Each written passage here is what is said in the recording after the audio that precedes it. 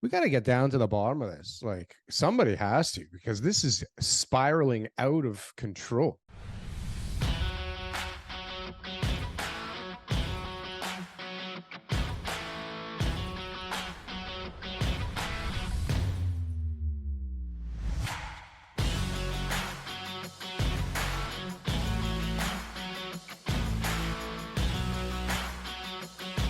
And it's a real problem. Like it's apparent everywhere. I The know. and I hate to toot my own horn, you know that, but like I I got videos from so far back talking about the rental crisis and calling it a rental Ooh, crisis.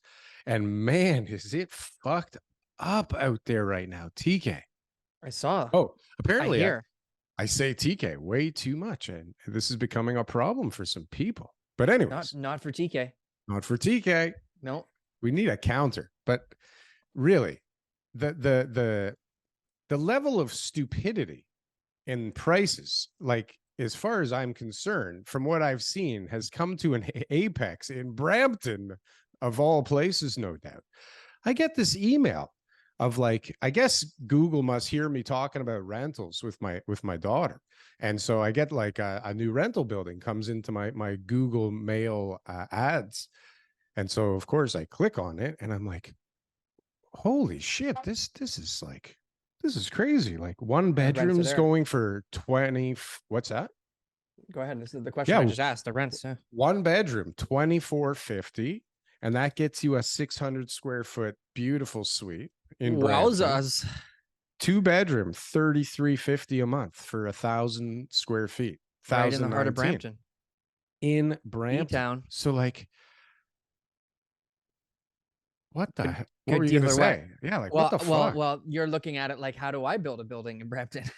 Well, I'll be honest with you. I mean, I've been looking at Brampton for a while, and I mean, I've been talking to people about Brampton for quite some time in the background, and it just didn't seem to make any sense. But Yeah, never, ever, TK, have I ever put into a pro forma these rental rates. I know. I know. There was Like, an article about a family who's trying to offer 2 years cash up front in order to be able to get a yeah, rental. And they're like, we can't get it. Something's up there. You know what I mean? Like anytime people go to the news, I'm always a little bit skeptical. Why do they want the attention? But they are basically saying that they're looking for a place in Aurora and that they've got, significant amount of funds to be able to secure the rental, which is illegal, by the way. You can't offer any more than a last month's rent. They're offering security deposits, which you also can't offer other than last month's rent and key deposit.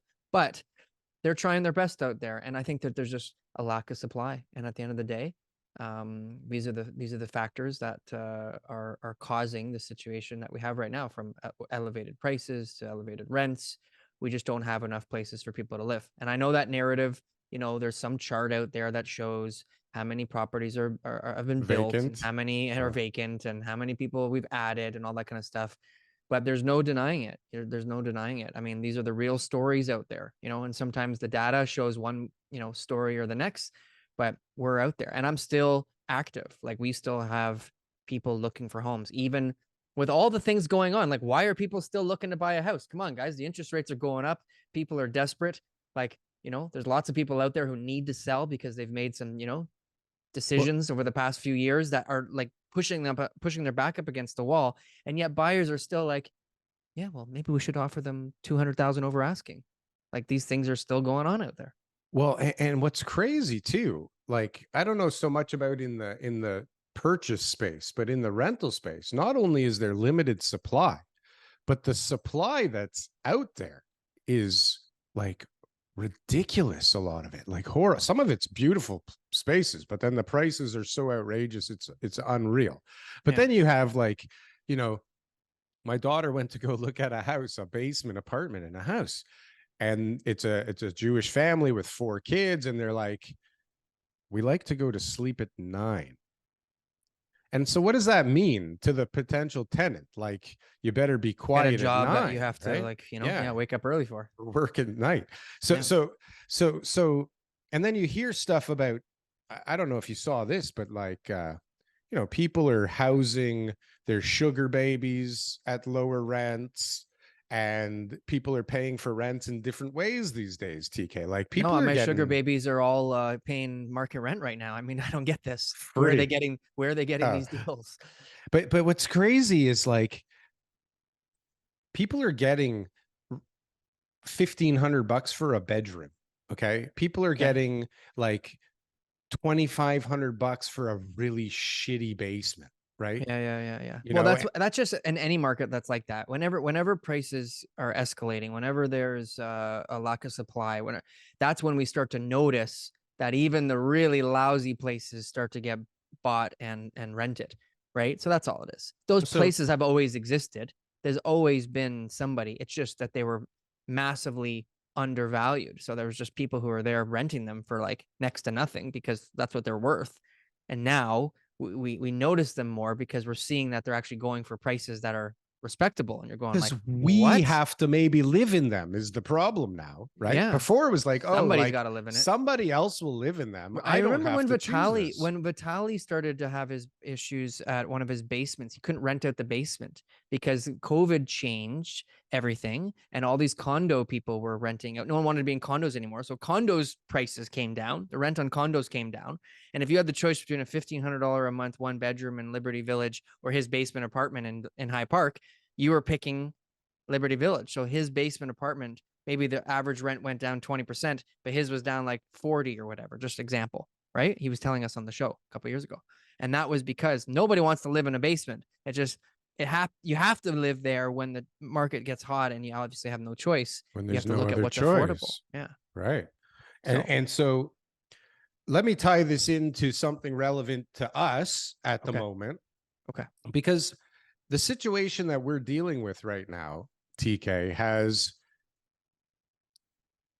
made me wonder whether the policies put in place to help renters are actually helping renters. Okay. So, for example, the property that I currently have under contract back in, well, let me pose this as a question to everybody, TK.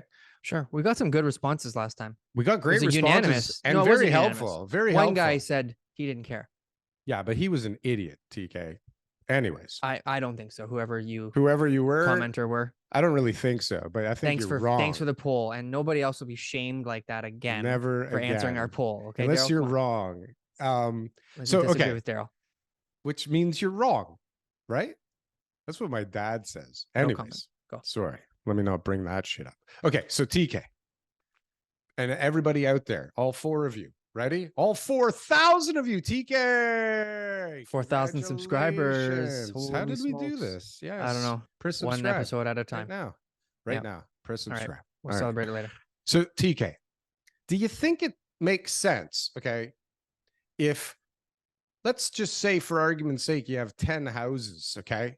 And there's one tenant in one of the houses, and the other 9 have not been rented since 2005. In fact, 2 of them have been condemned and destroyed.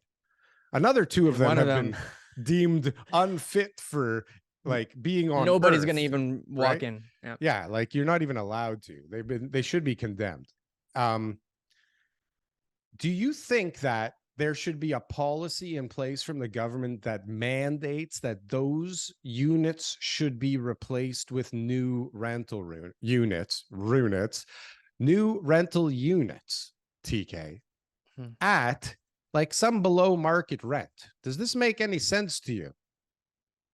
I thought we were doing a poll. Well, does this make sense to anybody? Does it make Okay. sense to replace inventory that hasn't been in inventory in 18 years? Let's explain the rental replacement policy that the city of Toronto has. Go ahead. That is a great idea. So the city of Toronto has a rental replacement policy in place that in some cases, I mean, makes a lot of sense because people shouldn't be displaced by the new project. Okay. Sure, but what is it?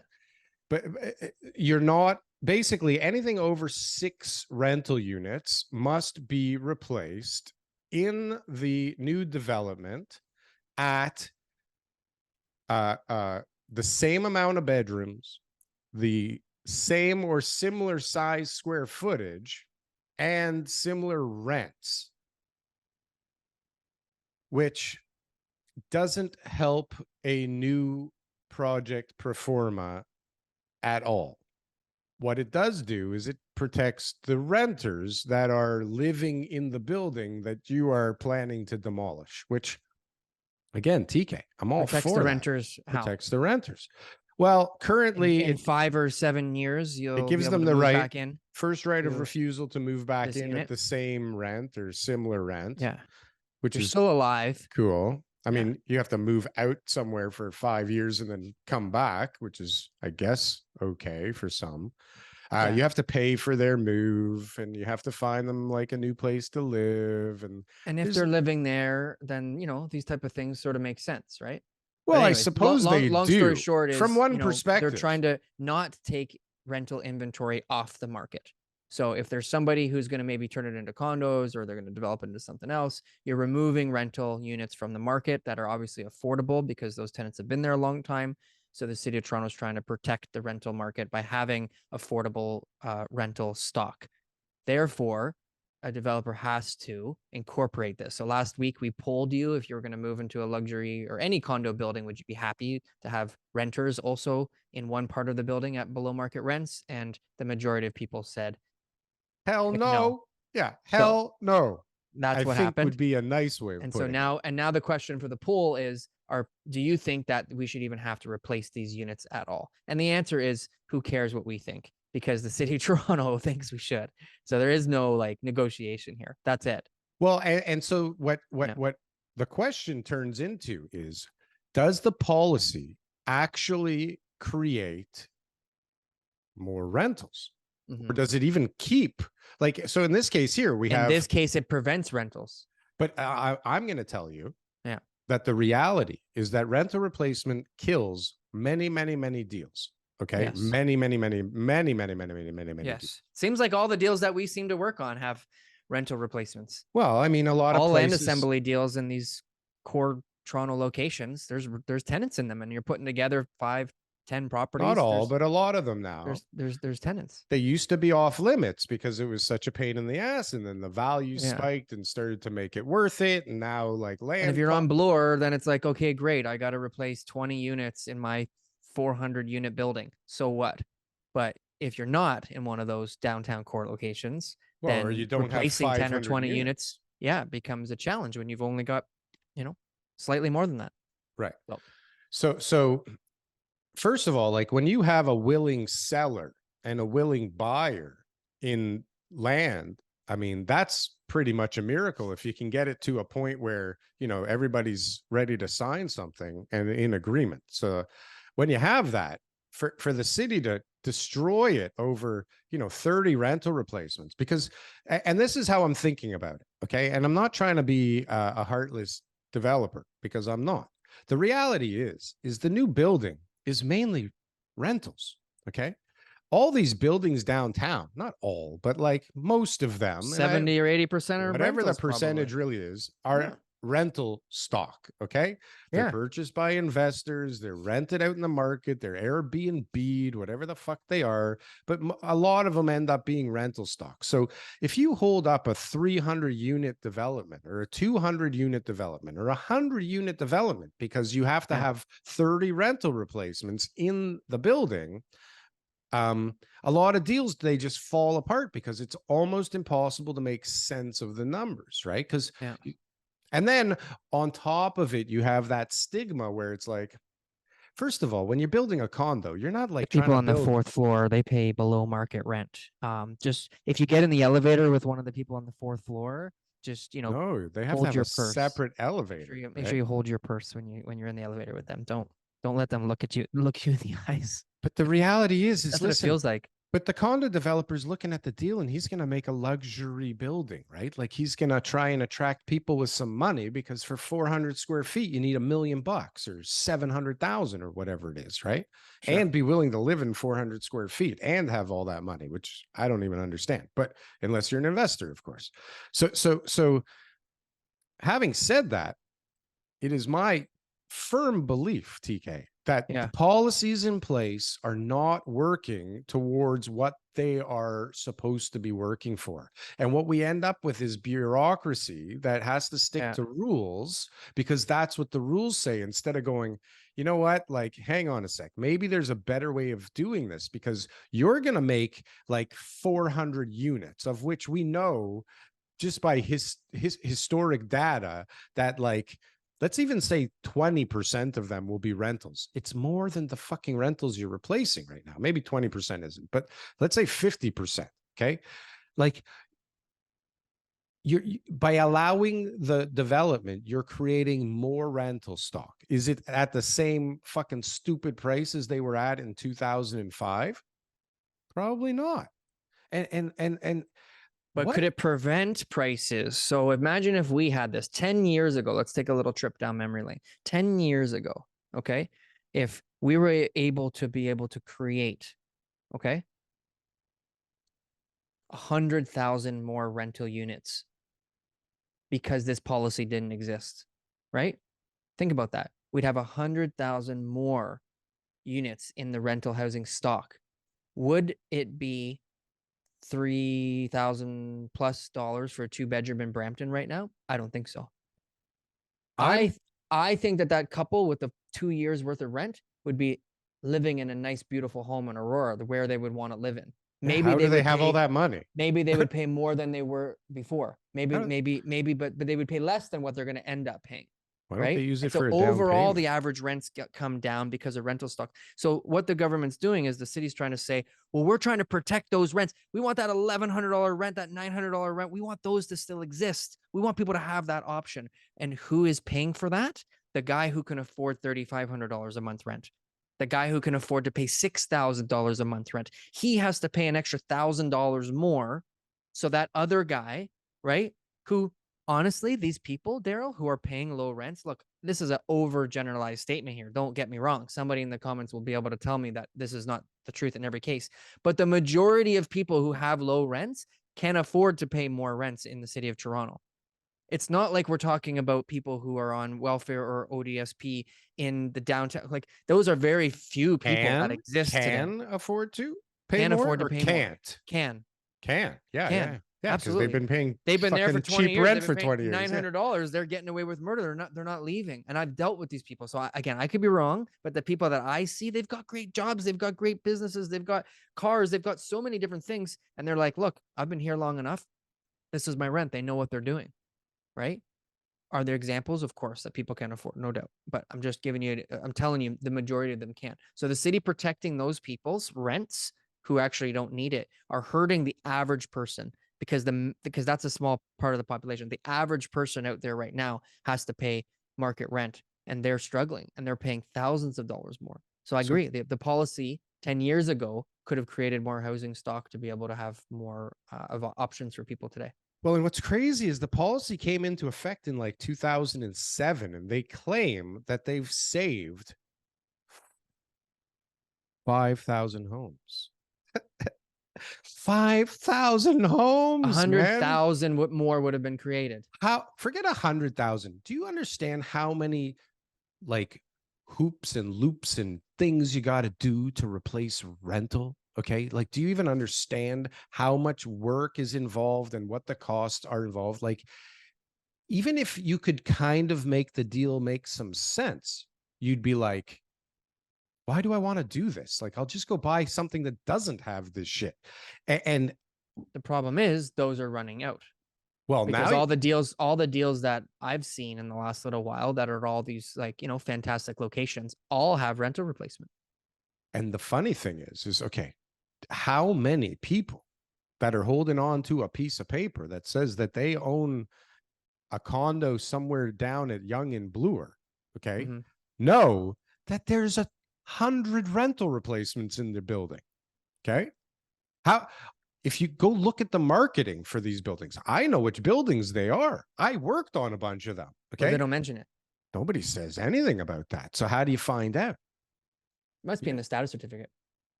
I don't know. How do you find out? Has to be.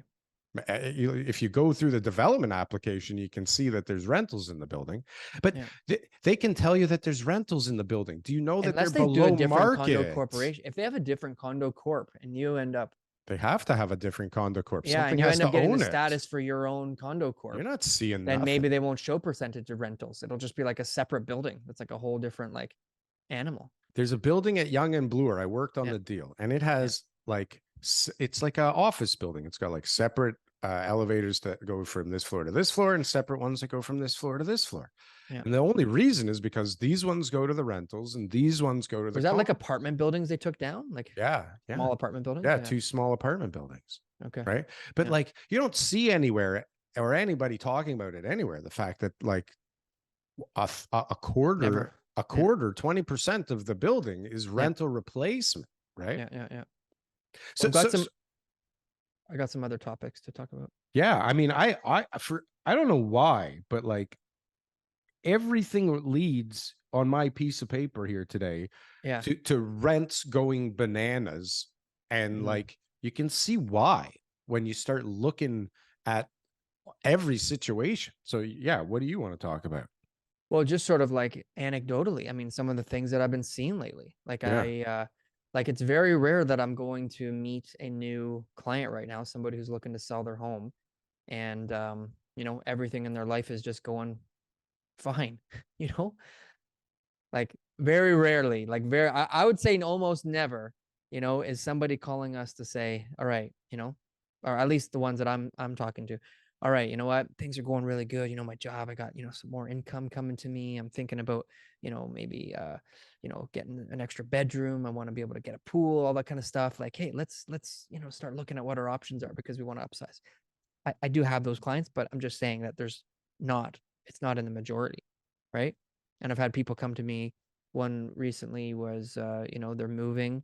They obviously have, you know, a good home. They've got like a large home, but they want to downsize because it's expensive and costs are high and all that kind of stuff. But they got some neighborly disputes right now, where there's some racism involved. So there's some, you know, in a suburb of Toronto. So they got some issues there that they have to deal with, you know, in order to be able to move, which is, you know, it's 2023 people, you know, what's going on? How are people still having these type of problems? We're right? regressing as a species. But these are the things that we're seeing. Guys who are bought in 2022 are still coming out of the woodworks. And like this guy that I met this week, it was like, they what does bought that mean? 2.1 million last year, right? Variable rate. Where? Right? Grimsby? Not in the downtown core. Where? In Toronto. And it's like I'm looking at the comps and everything like that, and I'm like, you know, you're gonna lose about $400,000 if you sell right now. Oh, right? By the time like land transfer tax, like how? Because they bought at the peak, so it's dropped a few hundred, and then you got all these closing costs and selling costs. So it's a lot of money that they're gonna lose, and they're just kind of like, well, maybe we can break even. And I'm like, no, you can't. And so again, you can't. The advice is rent out, Airbnb, get a new job, cut your expenses, like do everything you can to not have to lose that money, and hope that rates go down and that you weather the storm and you get out alive. I don't think that there is any other advice that someone could get, because these are the scenarios out there. This is not advice, TK, and I want to make that very clear to everybody out there. Yeah. And it's just the timing that I'm mentioning this other story, but there seems to be another fire in the news. What is it? Didn't you hear about there's like another subdivision on fire in like Richmond Hill? No, the first one was Vaughan, and the next one was Oakville. So now there's one in there's Richmond like Hill. another one. Yeah, maybe it's not Richmond Hill, but the point is, TK, and this isn't financial advice. Okay, this is purely for comedic reasons, purposes. TK. But that's a way out, bro. Is it a way out? I don't know. Is it? I wonder. It seems to be for some. I mean, well, first of all, we don't know, right? So for these all houses we know, are combusting. The insurance is just like, yeah, okay, we'll rebuild the house and you'll get to sell it at that high price again. But somebody feels like it's a way out, because there's no way that we've had 3 subdivisions burn all by chance. Do you still have to pay your payments if your house burns down? What happens with your monthly payments? Does it come from the insurance? No, the insurance will have a term that you're going to be getting certain costs paid for, living costs, all that kind of stuff. But what about the mortgage? Like a business and everything. Who pays the mortgage? Yeah, that'll all be part of a basic insurance policy. Well, so maybe that's not good, not financial advice. But Yeah. sorry, TK. I mean, there's Another guy I had too, or another neighborly dispute. Old guy calls and he says, what? "Oh, my neighbor's built a new fence. You know, it's time for me to move." This guy's like 80. He's like, "It's time for me to move." And I said, "Well, what happened?" And he said, "Well, they built a fence, and when I saw what their what do they call those sonotube, the footing, Yeah. right? The footing in the ground, it's on my side of the property by a few inches. Whoa, that's Okay. fucking And when I go to sell my property, it's going to be a sacrilege. problem, and that this is something that, needs to be dealt with right away, Hmm. So again, the reason I'm giving you these stories is because there's actually a lot of pressure on people right now. Hmm. There's a lot of pressure. So is that just the People are going nuts. There's a lot of pressure. There's pressure on people at their home and their relationships. There's pressure on people for their kids. There's pressure on people at their jobs.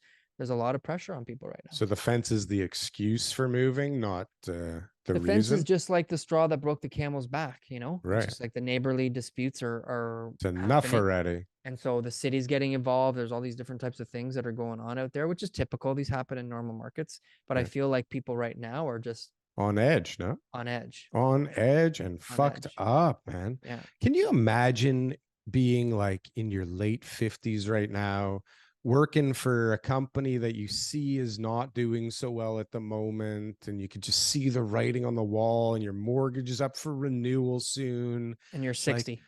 and you're like, yeah, like Yeah. late 50s, early 60s, and you're like, you're next, man. You're next. So what are you doing? What? And we haven't seen it You're yet. burning the building down on the way out. And then you get the ORCFA guys saying like, back everybody up and don't worry about it, and we're gonna waive fees and we're gonna like change amortizations. And then you got OSFI going, no, bad idea, guys. Like, don't help them. The whole point of this is to fuck them, right? And to squeeze people to death so that they can't spend any money. So stop giving them money. OSFI's like, how do we prevent the banks from going bankrupt? That other what was it? FCOC, FCAC, FCOC. Their thing is how do we protect people from losing their homes, right? And then the Bank of Canada is like, well, we want to control inflation, so we're going to continue to raise rates. So everyone's got all these like little agendas here. And then everybody's like, raising rates is the problem now, it's right? just so like counterproductive, all the different moving pieces. I wanted to talk to you about other government stuff. Like we talked a little bit about the CBDCs before. Right? TK, you conspiracy theorist freak. No. This is like legitimate. This is like real the Bank now? of Canada is obviously not suggesting this, but they're reviewing this, and obviously they would need to have the federal government's approval, something like that. But I mean, to me, it sounds like this is going to happen no matter what we all think about it. Happening. Yeah, like no matter what, like there's going to be a digital Canadian dollar that you're going to own, and some of the cool things that they're talking about, because to me, I think it's a good thing, but what do I know? Don't listen to me on most things other than some real estate stuff. But for the most part, I think that this would be a really beneficial thing, because you'd be able to actually like, reward people, in certain situations, right? So it's like, somebody's currency could have more use than others because they're, maybe elderly or, special needs or something like that, like you can control benefits to people, because the problem is Toronto is a major metropolitan city. But if you look at the rest of Canada, other than Vancouver, right? And maybe we'll throw Montreal in there, it's pretty mid, right? And if you go to northern parts of Canada or these other territories, or what's that province in between Saskatchewan and Ontario called again? Manitoba? Matucket? That place? That they need to have, special circumstances to be able to help them as well, right? They need all the help they can get there. How do they have a hockey team anyways? Okay. So what do you think, Darryl? What are you saying though? What's the question? CBDCs, TK, this is all old news. This is happening. We have no choice. First of all, let's be clear. We've had digital money for a really long time, right? The only thing is we still have cash. So I think the real thing with the CBDCs is an elimination of the cash, really, or the no longer accepting of the cash. Because, like, if you've used any cryptocurrency, there's very little difference between that and like sending a wire or an e-transfer. Maybe it's different buttons, but like it's Sure. electronic money. So I like the point that you made. Is the main difference would be the elimination of cash. So then it would be you no longer have an option. So you go to the bank, they'll say, we'll give you as much. Everyone can withdraw all the money they want out of the bank because the government's just controlling it digitally. There's no such thing as withdrawing money from the bank anymore. But putting it into, like what I'm trying to say is everybody could say that they want to have their control of their money. And the bank could say, sure, no problem. Sure. Because no it's bank unlimited. runs. Unlimited. Yeah, but not only that, you can't get paid in cash, right? Because and then you can't evade taxes, right? Which is also a good thing. But also, TK. Yeah. We've noticed that your protein intake has been extraordinarily high, and we don't think that that's fair because there's other people on this planet. So we're going to not allow you to pay for that chicken this week until you catch up. TK, there's some complications. You've been a bad boy. There's some complications, We see what you're up to, TK. Yeah. I'm sorry. You can't go there. Look, if the world was very responsible and that we had a society that everybody treated everyone fairly and acted accordingly, then I would agree there. I would say, man, we shouldn't be controlled and we shouldn't have, these rights taken away from us and these privileges, being hung over our head, whether we need to deserve them or not. What I'm telling you is that the world is messed up and that we need control. And I'm a little bit more militant than others. Control or need to be controlled? I need to be controlled. And that I'm a little bit more militant. Listen, at my house, things are like strict. Like there is order at my house, and I thrive with order and structure. And maybe I don't appreciate what that would look like in a more like militant run type of governing body. But what about 10 years from now? What's it going to look like 10 years from now in that house? There needs to be something that changes, because when things become too liberal, we start to have a lot of issues, and that there's people who are left up to their own devices. And look at all the stupid things that have happened over the last few years. All these people who are making these decisions based on, how they feel about, the teachers or the police or whatever. Doesn't make any sense, right? And that there's too much of that going on. And so a little bit more control, I think, would be a good thing, especially for evading taxes. As somebody who has to pay taxes, and I can't avoid a single dollar of tax other than legal tax strategies that I pay, I think other people should have that same. Can't or won't. Like that's you can't get any cash somehow, or you won't take cash. Like there's things you can't do for cash. No. Really? As a realtor, you can't make any cash in the deal? No, it's like a $50,000 fine because you're not going through your brokerage. Oh, right. The fines. Oh, okay. So there's nobody. I had a guy offer me cash recently, actually. He said, if you can get your seller to reduce the price by, I think it was like $1 million. There's a bonus in it. I'll pay you $25,000. Sure. And you don't think people take that shit, TK? I'm sure he's gotten it done before the way he asked me. So it's not that you can't, it's that you won't. Very different. But soon with a CBDC, I can't.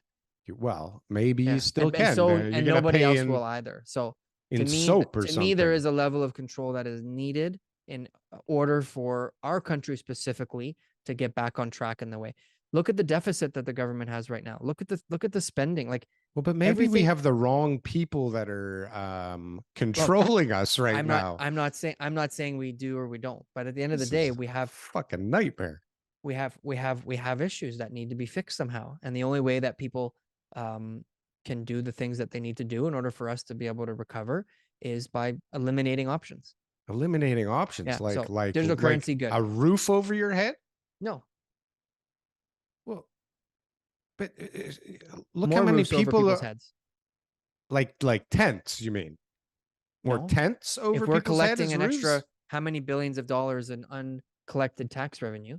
Yeah, you're going to pay for the debt. You're going to pay for the interest on the debt. Pay for some debt, but also maybe reduce the amount of taxes on new construction. How? By adding like 40% more government workers to the government pool of workers? No, but that's what they're doing. They're taking control of everything. They're making you need them for everything, and then they're eliminating the level of service that you get. And then they're making it impossible to get things done that need to get done, while arguing about, you know, whether boys have a penis and girls have a vagina, which is like from kindergarten. What does this have to do with digital currencies, Darryl? Where did we go here? It's all just like a crazy control mechanism and a craziness to I don't even fucking know, actually. It's just you made me crazy with this, and you took me down a rabbit hole. I'm just trying to say that this is world's something that's going to be man. good for everybody. And you got crazy we've been people talking in about charge, cryptocurrency I think is where exchanges, it came from. and we had a guy on the show. Check out that episode, okay? It's right here. It's not there, but there's an episode that we had where there was a guy who came on the show and he was talking about cryptocurrency mortgages and things like that. Then you and I also had a bunch of discussions early on, maybe 2 years ago, about how to pay in real estate with digital currency. Okay. Yeah, we got sucked into that. We had no other ideas on, you know, what could be possible. And digital currency in this regard is the only way that we're going to actually be able to figure this out. And then there's going to be one system, and that we're going to be able to have transactions done in a seamless way, because there's too much. I cut a check this morning. One of us missed the whole point. I cut a check this morning. Yeah. It doesn't make any sense. A check. Why would you write a check? That's what I had to pay with. Hold on. Can we back up? We got super excited about cryptocurrency. Yeah. One, because we thought we could make a bunch of money quickly. Okay. Yeah. We were wrong. But I think the real reason that I was excited about Bitcoin and other things, and I think most people were, at least initially, is because it was supposed to be decentralized. It was supposed to not be in the hands of the maniacs that are currently. But then everybody kind of realized, hang on a sec. No, TK. What? No, it doesn't. Yes, it does. How is that? What's the most volatile currency out there right now? Today. How much money did you lose by investing in Canadian dollars in the last 3 years? In Canadian dollars? Yeah. How much Canadian dollars? Did the value of your Canadian dollar go down in the last 3 years? Give me a number. Compared to what? In the last 3 years. Compared to what? If you had $1,000 in the bank, what is your $1,000 worth? It has to be against something. Oh, okay. Compared to what, though? What is it worth? It's compared to the US dollar. Okay. Yeah. Great. Now, so that thing, how much is that? How is that doing right now? Percentage wise, how much did you lose? First of all, it's not mine, because I don't have any, and I think it's a scam too. Okay. It's 100% loss. You lost. No, I got out, but I did lose. You got out? I lost some money. Anyways, point being that there's too much volatility in the decentralized part, and the governments don't want that either too. And it does breed a lot of, you know, dark web-esque type of transactions that we're trying to avoid, right? There'll always be a place for it, but at the end of the day, what we're talking about is a centralized digital currency, is a option for people to be able to have their money, you know, in a currency that doesn't require any physical cash. And I think that it protects the banking system. And then I think the downfalls are just, people will point out downfalls in every type of situation. No matter what the government does, they're going to find something wrong with it. So can we tie this back to real estate? Let's think about what happens with this in the real estate market when all of a sudden I need to collect my rent from my tenants. What about laundering all the cash and all the who cash are taking the money in right now? They got a contract with me that says they must pay $2,000 a month rent, right? And they're getting paid. They have the money. But that's already the case. They could check the guy's bank account today, and they let the guy stay there for 12 months. Well, I'm just saying. It's bullshit. Well, now there could be some sort of mechanism, right, in order for the landlord to be able to say, look, you know, like you're garnishing their wages. There's already that. That doesn't work. It takes 12 months to get that. It's not the money that's the issue. It's the system. So like automate the system. Put all that info into a computer and go, hey, well, you get your tenant to sign up for that then. And you say like, look, this is our contract, is the next $2,000 that goes in your bank account, it comes to me, and you don't have a choice on it. What happens to the Canadian economy when you can't have all this illegal money flying into it anymore and getting rinsed in the economy through money laundering and human trafficking and all the money that isn't currently tracked? What happens to the Canadian economy all of a sudden when all this fake money isn't spiraling around in it anymore, and Well, people actually have to that'll pay be the their place for Bitcoin. taxes. Well, that'll be the place for those alternative currencies. That's where that stuff will fall into. But see, And TK, when you you're go a to get year your behind when you go to again. get your bag You're of drugs, you'll say, "Here's my little QR code." When no you're gonna go and buy something that you want to keep off the books, you scan them. TK. What? It's not. Bitcoin is no longer this side thing that's like decentralized. Now, BlackRock has an ETF. You can buy Bitcoin through BlackRock. Okay. So what is ETF. that? ETF. Gold is an ETF. Doesn't mean you have gold. But 3 years ago, BlackRock was saying that Bitcoin was the worst, stupidest Why thing did me and ever. you buy Bitcoin and cryptocurrency? Because we knew everything about it and we believed it, or we were trying to make money? We're trying to make money, but I What do you think thought it, BlackRock's? What do but you I think believed BlackRock's it doing it for?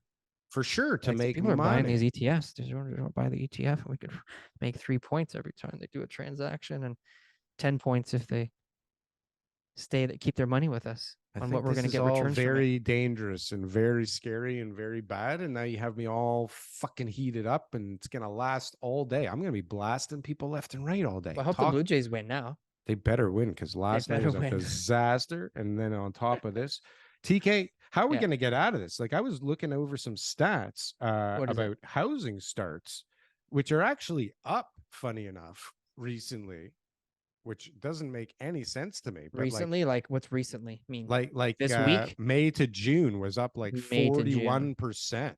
Okay, May That's to pretty June. crazy. Sure. But like, we still have such a shortage. Can we argue about the shortage now and whether Do we have a shortage? Right.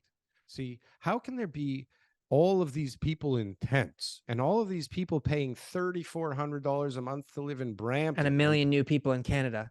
Right. And not only a million new people. I mean, we got a million new people last year. We already have like 200. I think last week was 140. So now it must be More like people. 200. We got more people, whatever the number is. More Too and many. more More and people more than and more. ever before in a 1 year period of time.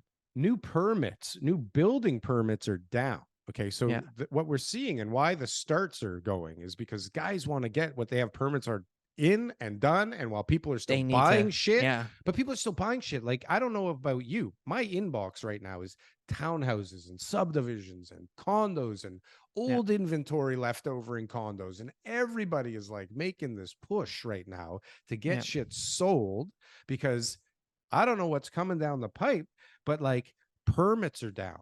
Okay. Like, way down. Like, imagine I don't know how you can argue, or how anybody can argue that there's a shortage or not a shortage of homes to live in. Like, we see many people living in spaces where many people shouldn't be living, right?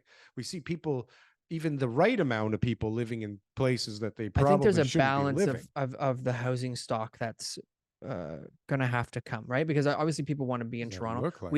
We have a lot of development. We had an unnatural urban sprawl because of COVID that led people to other small towns, and so a bunch of people got all these building permits together, and there is inventory sitting in some of these small towns, right? Because based on what they know that their cost of construction is and everything else that they paid for the land, they need to get a certain amount of money. So there is inventory actually sitting in some of those places. Did you see what you sent me a couple days ago? That new info that you have access to? Did you see how long those condos have been still like, did you see the I don't inventory trust in some of those? I don't trust all those numbers, but because you never know what's reported or not. But yeah, some of the inventory is just sitting there.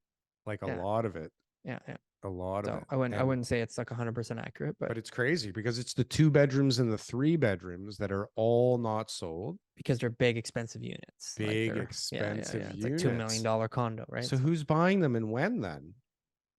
If it's the right location, then they'll buy them. But sometimes the builders are keeping that. A lot of the guys that I've talked to after they build a condo, and you ask them like what they own still, they're like, oh, we're keeping the penthouse. We're keeping they're keeping these big units, and maybe whatever. In an up market, for sure, you keep the good bigger units, because later they'll be worth more, right? And if you can get this for that, then later on you'll get this. But these guys made those decisions in an up market. That's why they still have them.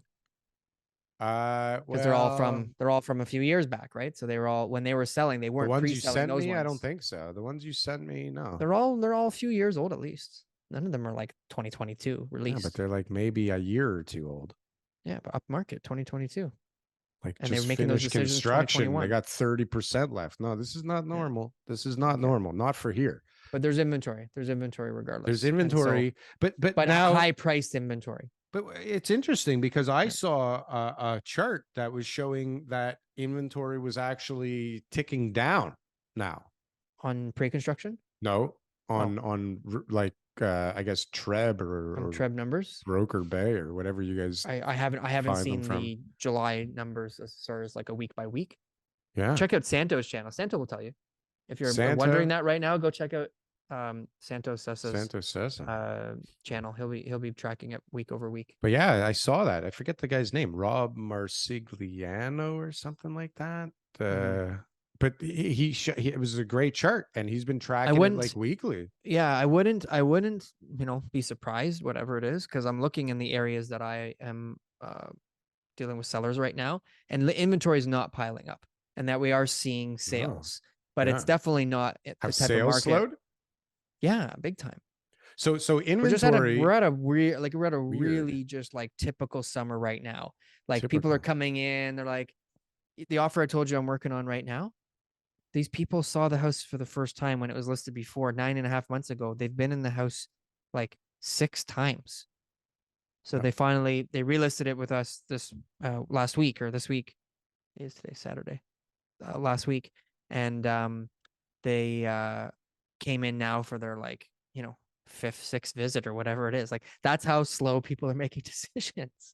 Wow, what They're a just kind of like, difference. you know what? It's like, should we look? Should we not look? What's the price? Is this a good area? All that kind of stuff, right? So people are very slow in the summertime to make decisions.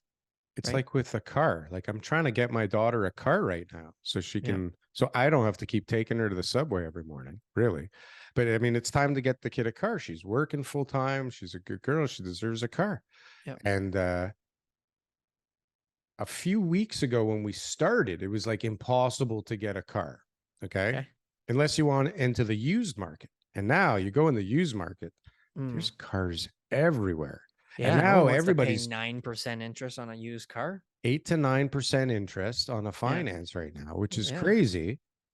But what's crazy is like, I should send you these pictures. We went into this place and the warehouse was full of Bentleys and Lamborghinis and Ferraris and Z8s and Porsches and used. Yeah, used. I don't probably a mix of repoed and agents that couldn't afford them anymore. Real estate agents who bought their Bentley in 2020, brokers, and then like now mortgage brokers. Yeah. But I'm not kidding. Like a ridiculous amount of unbelievable cars under one roof. And I'm talking to the guy. I'm like, how many Lambos can you sell in a week? Like, this is crazy. And he's like, you'd be surprised at how many cars move through this place every month. It's pretty nuts. I go, is it slowing down? He said, for sure. And I go to this other place and the guy's like, really horrible salesman, actually, because he's telling me, you know what, like I got a feeling prices are coming down a lot pretty soon. Like we're already seeing the prices starting to come down. And I was like, I guess this guy has enough money right now because I think that's his job, is to provide you a service, and he's providing you a good service. Yeah, it's weird. It's weird, TK. When people tell you the truth and they're trying to sell you something, it's weird. He said, I'm much man, more... you know what? I heard there's going to be a car shortage. Those chip factories, I heard they're going to get bombed, and we're going to have to probably raise prices soon. You better buy now. I feel much more comfortable in a setting like the negotiation we're dealing with right now, where it's like adversarial and they're hiding shit, and like that seems more normal to me. Yeah. Anyways, off the rails again, TK. What happened? I have another poll for everybody. If you had a real estate agent who drove a Bentley, what would you think about that real estate agent pulling up in a Bentley?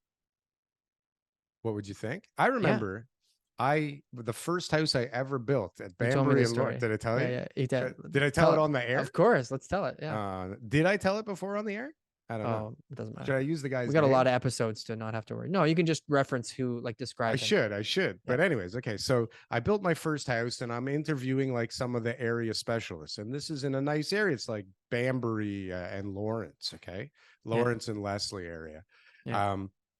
And so this one guy who is like The top guy in that luxury market. Yeah. then and now, especially, like this Yeah. guy's the top. This guy's the best, maybe other than Frank Leo, but this guy's at a different level. Like he's like Yeah. Yeah. He average owns a sales different class. 10 million bucks, right? Yeah. Yeah. Yeah. So, anyways, so and this is 2006, maybe 2007.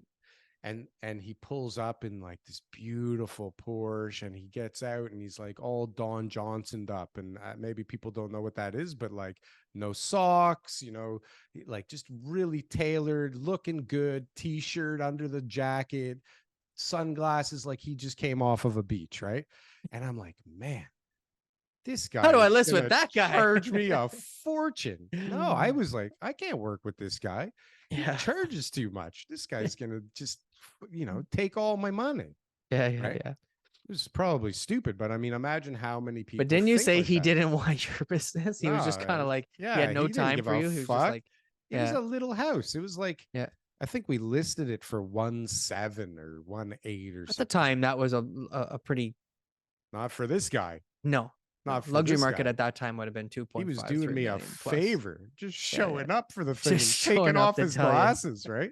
Looking in you in the eyes. Yeah. Yeah. Yeah. He's like, I put on shoes for this? Really? Thank God I didn't put on Good thing I didn't put on socks. underwear. Jeez. Man, I Yeah. got So, anyways, I don't think that that's a common thing. Your feelings, I think, are common. Is that when people see somebody who pulls up and they're, you know, too decked out, they got too much going on for them, right?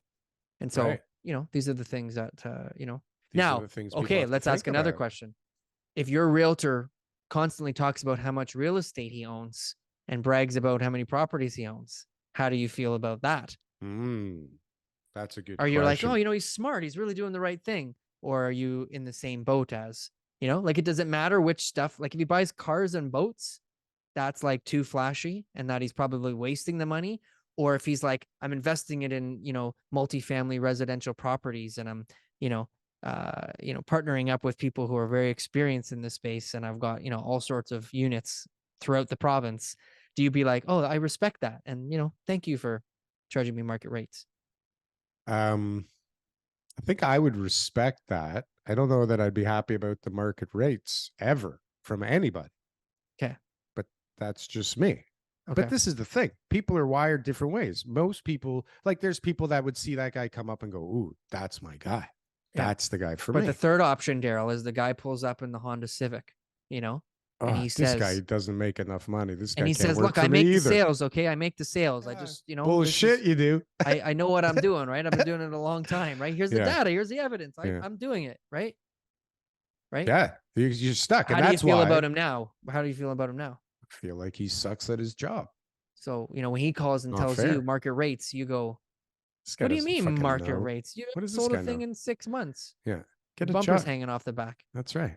Yeah. See, it's a problem, right? So It's a who do you problem. pick, Darryl? So who do you pick? Yeah. If I'm picking based on the car, and Yeah. listen, this is not a secret. I mean, this is realtors know this, right? Like this is why realtors have their TikTok feeds and their Instagram accounts the way that they have them, right? Yeah.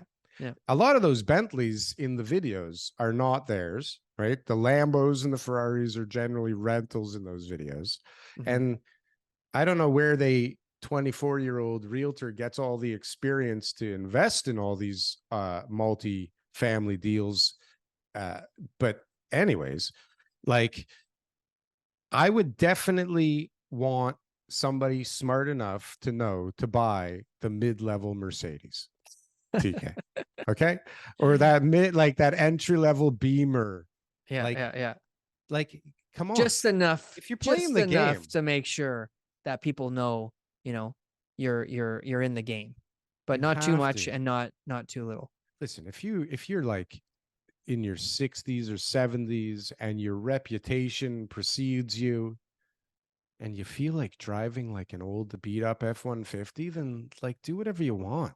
But when you're starting out, don't make me think that you suck right off the bat. And don't make me think that you're phony either. Right. Or you're, you know, you're going to charge an arm and a leg. So now here, Darryl, what advice do you give your daughter buying her first car? What do you getting think? her real estate license. We started out looking at like really cheap new cars to lease. And Yeah. it was kind of making me feel like I shouldn't do this. Like this would be setting her up to fail, because if I saw her come up in the Kia Forte, Yeah, I'd be like, see you later, Chiquita. I don't care how but great who are you her are. clientele? I Are her don't know. clientele, We don't middle-aged want them developers? being people that are cool with you driving a Kia Forte. Look, all my clients when I was young, like when I was in my early 20s selling real estate, they were all young people, my friends or my parents' friends, or just some random people that I got lucky enough to deal with, or my dad's clients who were only using me because they were like already clients Forced of my to. dad's. Yeah. I was just doing all the work. Oh, So, great. but that's who it was. So like the car I drove a 2000 Chrysler Town and Country. It was leather seats. It had no air conditioning. I drove people around downtown, and during the summer times, I'd bring a cooler full of ice, bottles of water and ice, so that they were cold enough, because we'd have to drive with the windows down because there's no AC. And so I'd say, well, don't worry, I got water, guys. It's all good. We're okay. And it's like Oh 40 my degrees. We're all God. sweating buckets on the leather seats, This is and they all horrible. seemed to be pretty happy. I mean, they would refer me business. Like it was always, did they feel bad for me? Was it the service was okay and that they Maybe. were not, Yeah. like, I don't know, but I did it. And I did that for a good, like 2 years It's a different environment, TK. until I could get something slightly better. It's not the same right Yeah. now. It wasn't the same back then, I don't think. I don't think it was that long ago. You got to be 15 talking. years ago. Yeah. You don't think the world has changed in 15 changes a little years? bit. Like, Changes- holy changes shit. happened. There was no Yeah. Instagram. And if Yeah. there was, it was like not like it is now. No, There's not any of this stuff. MySpace. Yeah, maybe. I don't even think I was ever on MySpace. TK, I know you're a busy guy Thank you, Daryl. Today, today. because it's a 12 o'clock show on Sundays. If someone's still listening to this, For some reason, for whatever reason, for whatever maybe you just left reason. it on and forgot. Maybe you were interested to find out what we were going to say at the end because there was a hook. Was there a hook? There wasn't much of a hook today. Doubtful. But yeah, you thought there might have been. maybe. Or you Give just us a like like, the show. give us a comment and subscribe. A lot of people have been telling us lately, like personal contacts of mine as well as people in the comments, that they finally subscribed. I finally yeah. subscribed after Yeah. all this time. You earned it finally. Dancing monkeys for 3 fucking years. Thank you. What else do we TK. got to do to get us subscribed? You know what? I just got payment for the Yeah. last month of doing this. Yeah. Are you ready?